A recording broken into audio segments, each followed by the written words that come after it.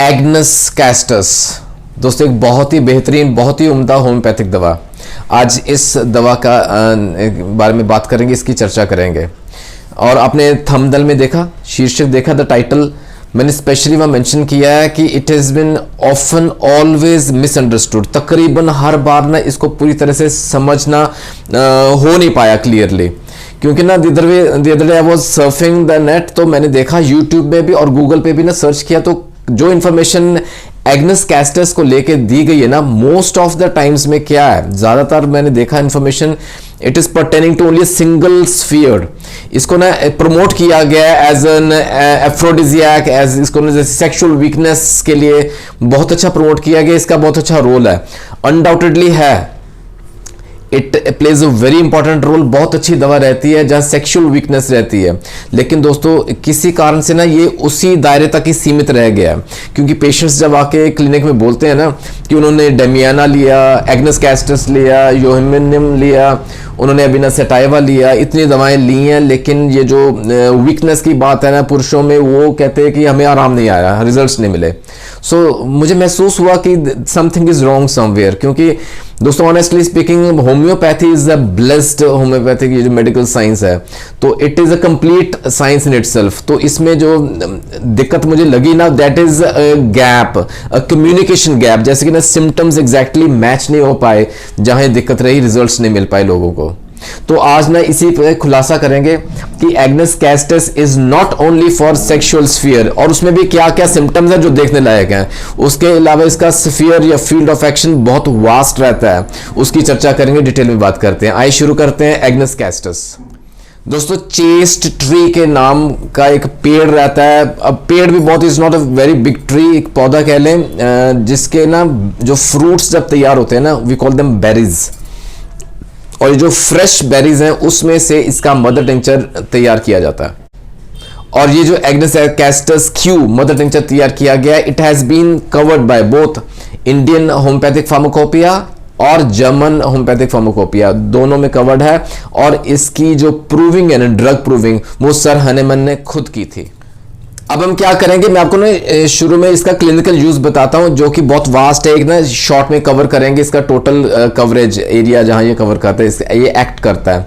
उसके बाद इसका हर्बल रोल थोड़ा इन ब्रीफ समझाऊंगा, सो दैट हमें उसका बेसिक हिस्ट्री के बारे में पता चल जाए, जिसके आधार पे होम्योपैथिक रोल ऊपर के सामने आया। इसका क्लिनिकल यूज पुरुषों के लिए मेन हाईलाइट किया जा सकता है, that is erectile dysfunction, impotency रहती है, सेक्सुअल वीकनेस रहती है, इनफर्टिलिटी भी रहती है। महिलाओं में ना एगलैक्टिया एक टर्म है, वो समझेंगे, the absence of breast milk, वहां दिया जा सकता है। एंड देन लिकोरिया है, सेक्सुअल वीकनेस है, डिजायर खत्म हो गया है, ऑल दीज कंडीशंस, ये ना इसका क्लिनिकल यूज रहता है।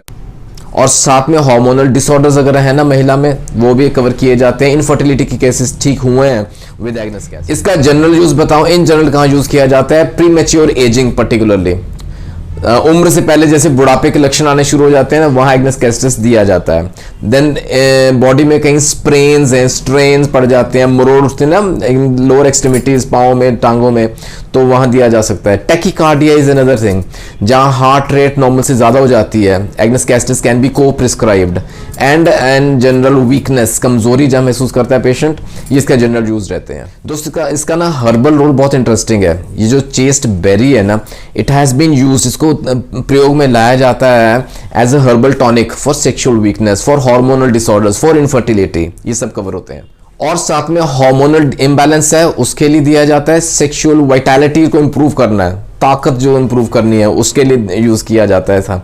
हर्बल रोल में ना इसको as in case of mental depression में भी दिया जाता है, loss of nervous energy we can say, वहां भी इसका प्रयोग किया जाता है। और दोस्तों इन एंशियंट टाइम्स, यानी कि बहुत समय पहले की बात भी बताऊं, ये एन ओल्ड ट्री, ये जो एग्नस कैस्टस का ट्री है, चेस्ट ट्री है ना, चेस्ट ट्री के जो बेरीज है ना, वो पुरुष भी यूज करते थे, महिलाएं भी यूज करते थे। पुरानी बात बता रहा हूं, उसमें एज ए हर्बल रोल में to suppress their sexual desires. कई बार ना कई लोगों में बहुत ज़्यादा हाई लेवल के सेक्सुअल डिजायर रहते थे, तो उसको शांत करना, उसको धीमा करना, उसको सप्रेस करना, वहाँ ये यूज़ किया जाता है। आप इसे इमेजिन कीजिएगा, ये कितना इंपॉर्टेंट इसका रोल है, बहुत स्ट्रॉन्ग इसका रोल रहता है।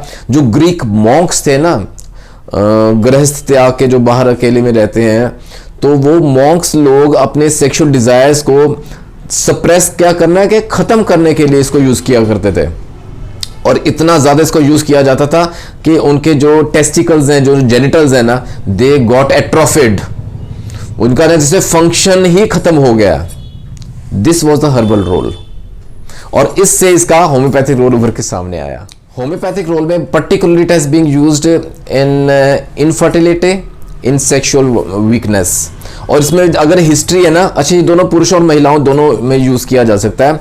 If there is a history of gonorrhoea या masturbation both in males and females, महिलाओं में और पुरुषों में अगर ऐसी कोई हिस्ट्री रहती है which has led to sexual weakness, agnus castus has got a beautiful role to play. आइए दोस्तों थोड़ा समझते हैं कि एग्नेस कैस्टस का पेशेंट किस प्रकार का होगा, उसका कॉन्स्टिट्यूशन क्या रहता है। डू रिमेंबर ये एक ना लिम्फेटिक, एक ना साइकोटिक कॉन्स्टिट्यूशन है पेशेंट का। उसका जो टेम्परामेंट है ना वो बहुत मेलनकॉलिक टाइप का रहता है, बहुत सैडनेस रहती है, अंदर उदासी रहती है। Pre mature old ageing is observed, उम्र से पहले बूढ़े होने के जो लक्षण आते हैं, प्री मेच्योर एजिंग, वो दिखता है उस पेशेंट में, क्लियरली दिखता है। And nervous debility with impotency, नपुंसकता। जैसे मैं अक्सर बोलता हूं ना, किसी होम्योपैथिक रेमेडी के बारे में अगर जानकारी लेनी है, डिटेल में अगर समझना है, तो उसके माइंड के सिम्टम्स समझने बहुत जरूरी रहते हैं।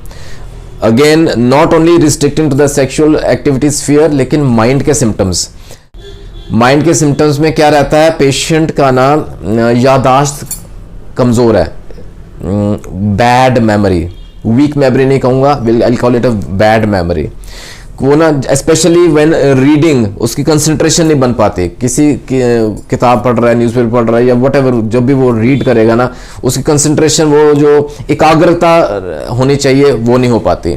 और मेमोरी फॉरगेटफुलनेस है, भुलक्कड़ है एक तरह का। कुछ सामान लेने गया बाजार में, कुछ सामान परचेज किया, आते समय ना वहीं छोड़ आया, इतनी फॉरगेटफुलनेस रहती, इस प्रकार की मेमोरी रहती है।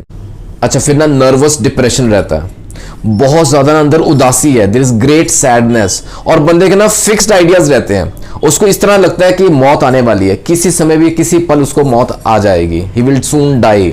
इस प्रकार का ना फिक्स्ड और बहुत ही स्ट्रॉन्ग उसके मन में एक आइडिया जम गया है, घर कर गया है। इसमें से ना कुछ एकोनेट भी याद आता है, there is fear, great fear of death. और फिर मैंने बताया ना, पास्ट हिस्ट्री में मैस्टरबेशन बहुत की, कुछ सेक्सुअल एक्सेसेस बहुत हुए, सेक्सुअल एक्टिविटी बहुत ज्यादा वो प्रभाव डाल गई, उस वजह से अब जाके उसको सेक्सुअल वीकनेस हो गई है। नर्वस डिप्रेशन के सिम्टम्स इस वजह से आते हैं, मेंटल सिम्टम्स इस वजह से ज्यादा उभर जाते हैं, और उसको अब वो स्टेज आ गई है कि उसको ना एवर्जन हो गई है, उसको इच्छा ही खत्म हो गई है इंटरकोर्स के लिए, सेक्सुअल एक्टिविटी के लिए ना जैसे एवर्जन हो गई है बंदे को। अब हमें पता चल गया है एग्नेस कैस्टस का पेशेंट किस कॉन्स्टिट्यूशन का रहता है, किस प्रकार के उसकी सोच रहती है, विचार किस प्रकार के रहते हैं, the mind symptoms are clear. आगे अब और समझने में इजी हो जाएगा। अच्छा, इसके जो एब्डोमिनल सिम्टम्स है ना, जो उसके पेट के सिम्टम्स हैं, स्टमक के सिम्टम्स है, उसमें ना ब्लोटिंग बहुत होती है, गैस बहुत बनती है, कुछ भी खाएगा गैस बनेगी, और नोजिया रहता है, उल्टी आने का मन करता है, specially after eating fatty food. Intestines पे ना वजन पड़ता है, जैसे इस तरह के उसको सिम्टम्स रहते हैं, लक्षण है जैसे ना आंतों में ना भार पड़ रहा है, they are being suppressed from upside. भूख कम हो गई है, प्यास कम हो गई है, बेल्चिंग बहुत होती है, डकार बहुत आते हैं, जब बाहर का कुछ स्पाइसी खाया, फैटी फूड खाया, उसको डाइजेस्ट नहीं होगा, बदहजमी के सिम्टम्स रहते हैं। महिलाओं के सिम्टम्स में ना एगलैक्टिया का मैंने बात किया था, जैसे ना ब्रेस्ट मिल्क एब्सेंट है, बहुत स्कैंटी है या सप्रेस्ड है, स्तनों में ना जैसे दूध उतरा ही नहीं है माँ के, तो ये दिक्कत रहती है अगर, तो Agnes castus can be given, बहुत इंपॉर्टेंट सिम्टम है। महिलाओं में लिकोरिया की समस्या रहती है, मेंसेस जो सप्रेस्ड रहते हैं, और वो भी डिप्रेस्ड रहती है। The mind symptoms are same, चाहे वो पुरुष है चाहे वो महिला है। और पास्ट हिस्ट्री में मैस्टरबेशन है, सेक्सुअल एक्सेसेस है, जिस वजह से वो मेंटल वीकनेस आ गई है, वो डिप्रेशन और सैडनेस के सिम्टम्स रहते हैं। On and there is an aversion to sex, महिला में भी जैसे ना अवर्जन हो गई है, इच्छा खत्म हो गई है।